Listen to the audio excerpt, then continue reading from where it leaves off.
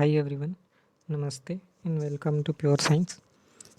हमने इसके पहले के क्वेश्चन को सॉल्व करके उसका वीडियो अपलोड कर दिया है। ठीक है, मतलब ये सीटेट 2019 का दिसंबर में जो एग्ज़ाम हुआ था उसका पेपर 1 का है ना, ईवीएस वाला पार्ट है। ईवीएस क्वेश्चन को हम सॉल्व कर रहे हैं। तो 61 से लेके 65 तक के क्वेश्चन को सॉल्व कर लिए हैं। अब इस पार्ट में है ना सॉल्व करेंगे 76 से 61 से लेके 75 तक को कर दिया गया है। 76 से 90 तक के क्वेश्चन को इस वाले वीडियो में हम लोग सॉल्व करेंगे। ठीक है, तो चलिए स्टार्ट करते हैं, देखते हैं क्या क्वेश्चन है। ठीक है, क्वेश्चन है निम्नलिखित में से क्या पर्यावरण अध्ययन के शिक्षक के लिए वांछनीय गतिविधि है। पर्यावरण अध्ययन के शिक्षक के लिए है ना, पर्यावरण अध्ययन पढ़ाने वाले टीचर के लिए कौन सी वांछनीय गतिविधि है। विभिन्न कक्षाओं के बहुसांस्कृतिक क्षेत्रों को संबोधित करना या पर्यावरण अध्ययन की अवधारणाओं से संबंधित महत्वपूर्ण सूचनाओं को बच्चों को देने के लिए प्रेरित करना या पर्यावरण अध्ययन के 6 प्रकरणों का रेखीय आयोजन करना। ठीक है, क्या है इसमें से? तो देखिए, ये नहीं है, ये भी नहीं है। केवल पर्यावरण अध्ययन के 6 प्रकरणों का रेखीय आयोजन करना नहीं। बच्चों से नहीं कहना कि ये डाटा कलेक्ट करके लेके आओ, है ना, ये भी गलत है। ठीक है, तो सही उत्तर है ये विभिन्न कक्षाओं के बहुसांस्कृतिक क्षेत्रों को संबोधित करना, है ना। अलग अलग जो कक्षाएं हैं उनके बहुसांस्कृतिक क्षेत्र हैं उनको संबोधित करना, है ना। ठीक है, क्लासरूम में जो जो भी अलग अलग मल्टीकल्चरल बच्चे होते हैं, है ना, ये मल्टीलिंगुअल जो स्टूडेंट होते हैं, उन सबको सबके साथ समन्वय बना करके, है ना, सबके शिक्षा के लिए प्रयास करना, साथ ही सबका एक साधन के रूप में उपयोग करना, है ना। तो चलिए देखते हैं अगला क्वेश्चन। निम्नलिखित में से क्या पर्यावरण अध्ययन में बच्चों के द्वारा ज्ञान की रचना में महत्वपूर्ण है। इनमें से क्या चीज़ पर्यावरण अध्ययन में बच्चों के द्वारा ज्ञान की रचना में, है ना, महत्वपूर्ण है। बच्चों का सक्रिय भाग लेना, ये तो ठीक है। बच्चों के समुदाय के सदस्य होना चाहिए। ठीक है, बच्चों के का एक कम्युनिटी होना चाहिए। ठीक है, जिसमें केवल बच्चे लोग ही हों, है ना, तो सही है। पर्यावरण अध्ययन की पाठ्य पुस्तकें ये भी जरूरी हैं। ठीक है, पर्यावरण अध्ययन की पाठ्य पुस्तक में दी गई व्याख्या और परिभाषा। ठीक है, पर्यावरण अध्ययन के पाठ्य पुस्तक में दी गई व्याख्या परिभाषा ये ज़्यादा जरूरी नहीं है, महत्वपूर्ण नहीं है। तो ऑप्शन डी जो है महत्वपूर्ण नहीं है। तो इसका सही उत्तर कौन सा हो गया? ए बी सी, है ना। देख लेते हैं हम कौन सा ऑप्शन में है। ए बी सी, है ना, ऑप्शन 1 है। ए बी सी तीनों महत्वपूर्ण है। ठीक है, option 1 is the correct answer. अगला क्वेश्चन है बच्चों को पर्यावरण अध्ययन सीखने में प्रभावशाली तरीके से जोड़ा जा सकता है। ठीक है, बच्चों को पर्यावरण अध्ययन सीखने में प्रभावशाली तरीके से जोड़ा जा सकता है। किस तरह से जोड़ा जा सकता है? ठीक है, यहाँ पर दिए हुए हैं। ठीक है, वृत्तांत यानी नैरेटिव, ठीक है, ये होना चाहिए। ठीक है, वृत्तांत होना चाहिए। ठीक है, कहानियाँ भी सुनाना चाहिए। ठीक है, शिक्षक के द्वारा अवधारणाओं की प्रभावशाली व्याख्या, है ना। बच्चों को इससे तो नहीं जोड़ा जा सकता। ठीक है, मतलब कि पर्यावरण सीखने में बच्चों को प्रभावशाली तरीके से जोड़ा जाना चाहिए बोल रहा है। ठीक है, तो कहानी सुनाना ज़्यादा अच्छा है शिक्षक के द्वारा व्याख्या करने से। ठीक है, कहानी सुनाना और वृत्तांत बताना, है ना, नैरेटिव, है ना। शिक्षक के द्वारा अवधारणाओं का प्रभावशाली प्रदर्शन और व्याख्या, यहाँ पर फिर व्याख्या आ गया और प्रदर्शन, है ना। तो ये मतलब कितना भी आप अच्छा प्रभावशाली प्रदर्शन कर लीजिए, है ना, व्याख्या कर लीजिए, वो ज़्यादा इम्पोर्टेंट नहीं होता है। उसकी अपेक्षा कि बच्चों को कहानी के तरीके से समझाया जाए या भ्रमण के लिए ले जाया जाए और बच्चों को पर्यावरण को सिखाया जाए, है ना। भ्रमण के लिए बाहर ले जाया जाए, है ना, और उसके द्वारा फिर बच्चों को समझाया जाए, तो वो ज़्यादा बेटर होता है। तो ए और बी जो है ठीक है, और मतलब ज़्यादा सही है, और सी डी तो नहीं लग रहा है। ठीक है, तो देखते हैं किस ऑप्शन में है ना, ए सी डी। हाँ, ये ऑप्शन 2 जो है सही उत्तर है, ऑप्शन 2 में है ए और बी, है ना, ये ज़्यादा सही है, बेटर है। ठीक है, अगला क्वेश्चन देखते हैं। पर्यावरण अध्ययन के शिक्षक के द्वारा बच्चों को जानवरों का अवलोकन और उनका चित्र बनाने के लिए प्रेरित करने का क्या उद्देश्य है। ठीक है, पर्यावरण अध्ययन के बच्चों को, है ना, पर्यावरण सीखने के लिए, ठीक है। बच्चों को जानवरों का अवलोकन और उनका चित्र बनाने के लिए कहा जाता है, ठीक है। जानवरों को देखो और उनका चित्र बनाओ। तो इसमें हम क्या चाहते हैं, क्या देखना चाहते हैं, ठीक है। बच्चों में सृजनात्मकता का विकास करना, हाँ ठीक तो है, ठीक है। सृजनात्मकता का विकास करना चाहते हैं, ठीक है। और बच्चों में अवलोकन और रचना कौशलों का विकास करना, हाँ ये भी चाहते हैं, ठीक है। बच्चों में सौंदर्यगत संवेदना का विकास करना, ठीक है, ये भी चाहते हैं। तो ऑप्शन ए बी सी तीनों सही हो रहे हैं, ठीक है। तो किसमें दिया हुआ है, option 4 is the right answer, ठीक है। ए बी सी तीनों सही हैं, यहाँ देख सकते हैं आप, ए बी और सी तीनों सही हैं, ठीक है। तो सही उत्तर है A B C, option 4 A B C. अगला क्वेश्चन, पर्यावरण अध्ययन में शिल्पकला और चित्रकला को समूह में करके सीखने पर बल दिया जाता है। शिल्पकला को और चित्रकला को, शिल्पकला मतलब कुछ बनाना, ठीक है। कोई आर्टिस्टिक जो है मटेरियल बनाना, ठीक है। कागज़ से या बांस से या है ना माचिस की डिब्बी से, इस प्रकार से, है ना। तो शिल्पकला और चित्रकला को समूह में करके सीखने पर बल दिया जाता है, क्यों? दिया हुआ है, कक्षा कक्षा की अनुशासनहीनता को रोकने के लिए समूह में सीखना शिक्षकों के लिए एक आसान और प्रभावशाली पूर्ण तरीका है। ये सही नहीं है, ठीक है। अगला, समूह में सीखना सहपाठी द्वारा सीखने को प्रोत्साहित करता है, ठीक है, ठीक है, ये सही है। सहपाठी द्वारा सीखने को प्रोत्साहित करता है, सही है।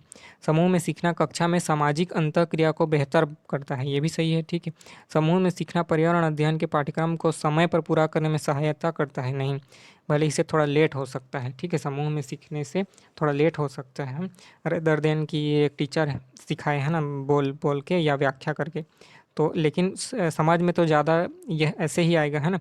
तो बी और सी जो है करेक्ट हो रहा है, ठीक है। तो देख लेते हैं किस ऑप्शन में है बी और सी, है ना। बी और सी, है ना, option 3 is the right answer, B और सी, है ना, option 3 is the right answer. अगला क्वेश्चन, निम्नलिखित में से क्या पर्यावरण अध्ययन को सीखने का सबसे प्रभावशाली संसाधन है? निम्नलिखित में से क्या जो है पर्यावरण अध्ययन को सीखने का सबसे प्रभावशाली संसाधन है?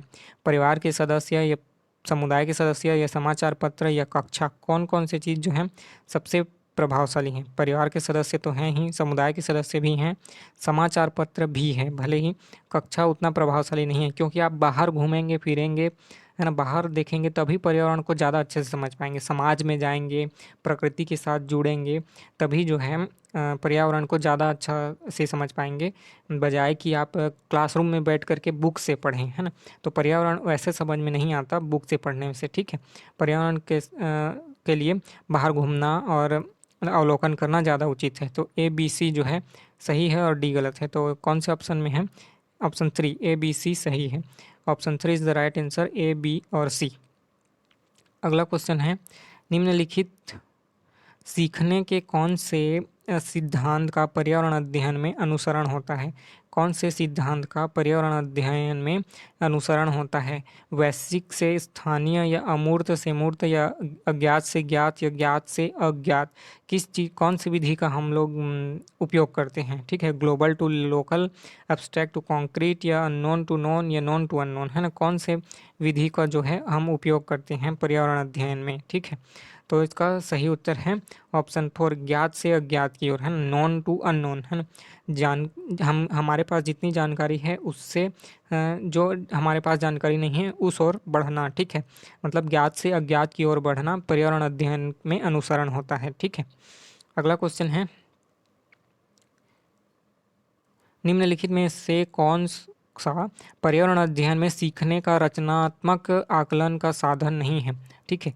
पर्यावरण अध्ययन में सीखने का रचनात्मक आकलन का साधन नहीं है, निम्नलिखित में से कौन सा, ठीक है।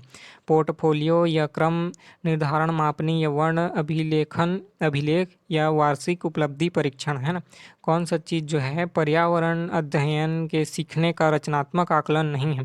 आकलन करना है कि पर्यावरण सीखा जा रहा है कि नहीं, कितना सीखा जा रहा है और बच्चों को कितना समझ में आ रहा है। तो उसके लिए कौन सा जो है ना आकलन का साधन नहीं है, ये बताना है, उपयुक्त साधन नहीं है, ठीक है। तो पोर्टफोलियो तो है ही, क्रम निर्धारण मापनी ये भी है, वर्ण लेखन यानी एनेक्डोटल रिकॉर्ड्स भी है, लेकिन वार्षिक उपलब्धि परीक्षण ये प्रभावी साधन नहीं है, रचनात्मक आकलन का साधन नहीं है, ठीक है। तो option 4 is the right answer, ठीक है। Option 4 is the right answer, वार्षिक जो है उपलब्धि परीक्षण।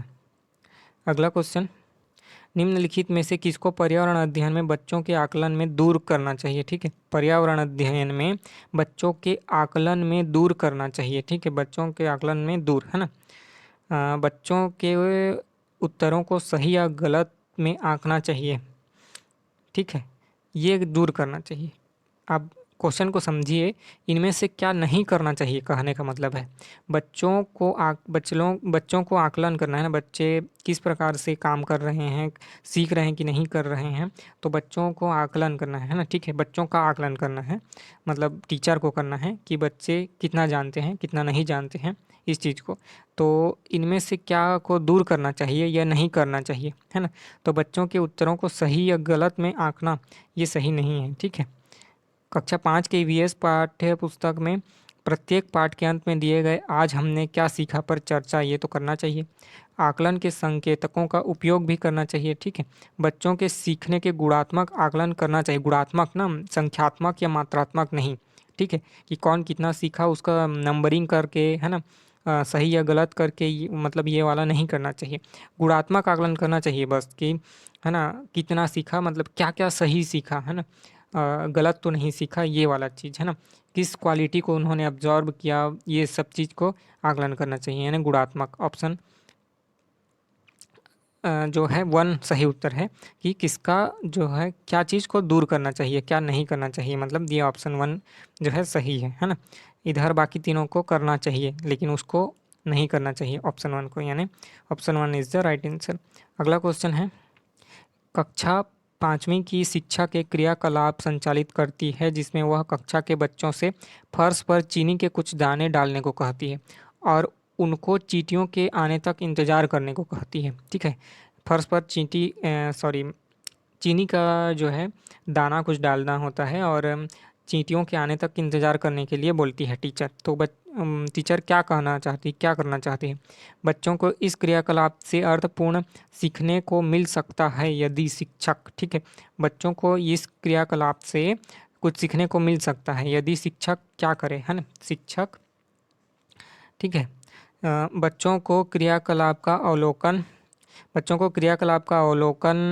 करने को प्रेरित करे, बच्चों को अपने अनुभव साझा करने को प्रेरित करे, है ना। बच्चों को क्रियाकलाप का अवलोकन, अनुभव साझा और उस पर चर्चा करने को प्रेरित करे, तो ये सही उत्तर है। ठीक है, बच्चों को क्रियाकलाप करने का अवलोकन, बच्चों के जो क्रियाकलाप कर रहे हैं ना उसका अवलोकन तो करें, साथ में उनके बच्चों के अनुभव क्या क्या रहे उसको साझा करने के लिए कहें। ठीक है, कि आप अपना एक्सपीरियंस बताइए, ठीक है, और उस पर फिर चर्चा करवाएं, है ना, पूरे क्लास में, तो ये ज़्यादा बेटर है ना, ऑप्शन 3 जो है सही उत्तर है। अगला क्वेश्चन देख लेते हैं, नीचे दी गई सूची पर विचार कीजिए, कछुआ, घड़ियाल, कौवा, बत्तख, मछली, है ना, इस सूची में कौन सा दूसरों से भिन्न है, कौन सा दूसरों से भिन्न है ये बताना है। देखिए स्पष्ट दिख रहा है, कछुआ पानी में रहता है, घड़ियाल मगरमच्छ पानी में रहता है, कौवा पानी में नहीं रहता। ठीक है, लेकिन बत्तख भी पानी में रहती है और मछली भी पानी में रहती है, तो इसका सीधा सा मतलब बन रहा है कि कौवा जो है अलग है इन सब से। मछली भी पानी में रहती है, ठीक है, घड़ियाल और कछुआ भी पानी में रहते हैं, लेकिन कौवा जो है पानी में अंदर नहीं रहता। ठीक है, तो सही उत्तर है ऑप्शन 2। अगला, कॉलम 1 और कॉलम 2 को ना मैच करना है। राज्य है या शहर है, अत्यधिक पसंद का भोजन, यानी उस राज्य या शहर के लोग कौन सा भोजन जो है पसंद करते हैं। ठीक है, तो सही जोड़ी का मिलान करना है। देखिए देख लेते हैं, है ना, हांगकांग, केरल, कश्मीर, गोवा, इस प्रकार से दिए हुए हैं। ठीक है, तो देखते हैं, केरल के लोग नारियल पानी के तेल में बनी समुंदर की मछली, है ना, ये ज़्यादा पसंद करते हैं। ठीक है, कश्मीर कश्मीर के लिए, ठीक है, छोले भटूरे हो सकता है। ठीक है, और गोवा गोवा के लिए, ठीक है, ये हम आगे कल करके देखते हैं। पकाया हुआ सांप तो हांगकांग वाले ही खा सकते हैं, चीन चाइना वाले। ठीक है, तो ए का 5 इस प्रकार से हो, है ना, और बी का 3 हो और सी का 4 हो। ए का 5, बी का 3 और सी का 4, ठीक है। तो इस प्रकार से नहीं, ए का 5 है, 3 ठो में ऑप्शन में है, ए का 5, ठीक है, और बी का 3 भी है, ठीक है, बी का 3, हाँ तो ये है सही उत्तर, ए का 5 बी का 3, ठीक है। और C2D1, ठीक, केरल के लिए नारियल, नारियल वाला है ना, नारियल के तेल में केरल में नारियल ज़्यादा होता है, ठीक है। हांगकांग के लिए तो 5 ही है, तो ऑप्शन 3 जो है सही उत्तर, ठीक है। अगला क्वेश्चन है, हाँ अगला क्वेश्चन है, अ, नीचे दिए गए पक्षियों की कौन सी प्रजाति झटके से अपनी गर्दन आगे पीछे करती है, झटके से, एकदम झटके से ना, हाँ, आगे पीछे करती है, कर सकती है या करती है, ठीक है। ऑप्शन दिए हुए हैं उल्लू, कौवा, बसंत गौरी या मैना, ठीक है। कौन सी जो प्रजाति है अपनी गर्दन आगे पीछे करती है झटके से, झटके के साथ, ठीक है। तो उल्लू तो नहीं करता है ना, कौवा भी नहीं, बसंत गौरी भी नहीं, मैना जो है करती है, ठीक है। मैना जो है झटके से अपनी गर्दन आगे पीछे करती है ना, ठीक है। तो ऑप्शन 4 जो है सही उत्तर है। अगला क्वेश्चन, घरों के नीचे दिए गए विवरणों पर विचार कीजिए, है ना, घरों का। राजस्थान में गांव के लोग मिट्टी के घरों में रहते हैं जिनकी छत में कटीली झाड़ियों की होती हैं, ठीक है। मनाली यानी हिमाचल प्रदेश में घर बांसों के खंभों पर बनाए जाते हैं, ये तो सही है। लेह में यानी लद्दाख में पत्थर के 2 मंजिले घर बनाए जाते हैं, नीचे की मंजिल पर ज़रूरत का सामान और जानवरों को रखते हैं, ठीक है। तो बी तो सही है, ठीक है। अब इसमें से और देख लेते हैं, सॉरी सॉरी मैंने गलत बोला, ये मनाली हिमाचल प्रदेश नहीं, असम में बनाए जाते हैं, बांस के खम्भों पर, है ना, घर जो बनाए जाते हैं ना वो असम में बनाए जाते हैं, मतलब ये गलत है ना। राजस्थान में लोग मिट्टी के घरों में रहते हैं क्योंकि ये ज़्यादा सही रहता है, पक्का का घर जो है ना बहुत गर्म हो जाता है ना। तो गांव के लोग जो है ना मिट्टी के घरों में रहते हैं, ये ज़्यादा बेटर होता है। और लेह यानी लद्दाख के जो है लोग पत्थर के 2 मंजिला घर बनाते हैं, ये थोड़ा आइडिया नहीं है लेकिन ये सही लग रहा है, ठीक है। नीचे की मंजिल पर ज़रूरत का सामान और जानवरों को रखते हैं, ठीक है। तो ए और सी सही लग रहा है, ठीक है। तो देख लेते हैं, ये है option 3 is the right answer, A और सी जो है ऑप्शन 3 जो है सही उत्तर है। अगला क्वेश्चन, लास्ट क्वेश्चन है, हाथियों के विषय में निम्न दिए गए कथनों पर विचार कीजिए। हाथी बहुत कम आराम करते हैं, यह एक दिन में केवल 2 से 4 घंटे ही सोते हैं, ठीक है। और एक बड़ा हाथी एक दिन में 200 किलो से अधिक पत्तियां और झाड़ियां खा लेते हैं, इनमें पानी और कीचड़ की में खेलना भाता है, इनके शरीर को ठंडक मिलती है, ये तो सही है, ठीक है। किसी हाथी के झुंड में सबसे बुजुर्ग जो हथिनी है ना, बुजुर्ग हथिनी ही सभी फैसले लेती है, इसका आइडिया नहीं है बट ये सही लग रहा है, ठीक है। और इनमें से 200 किलो तक पत्तियां झाड़ तो नहीं खाते होंगे, है ना, ये कुछ ज़्यादा ही लग रहा है। और हाथी कम सोते हैं, ये तो है पक्का, ठीक है। हाथी बहुत कम आराम करते हैं, एक दिन में 2 से 4 घंटे ही सोते हैं, ठीक है। तो ए सी और डी, ठीक है, ए सी और डी जो है सही उत्तर है। सी, ए सी और डी कहाँ है, सी डी और ए, हाँ ये वाला, option 3 is the right answer, C D और ए, ठीक है, सही उत्तर है। तो इस वीडियो में इतना ही, आगे के वीडियो में हम हिंदी और इंग्लिश ये सब भी को सॉल्व करेंगे क्वेश्चन को। तो मिलते हैं अगले वीडियो में, तब तक के लिए नमस्ते, धन्यवाद, थैंक यू।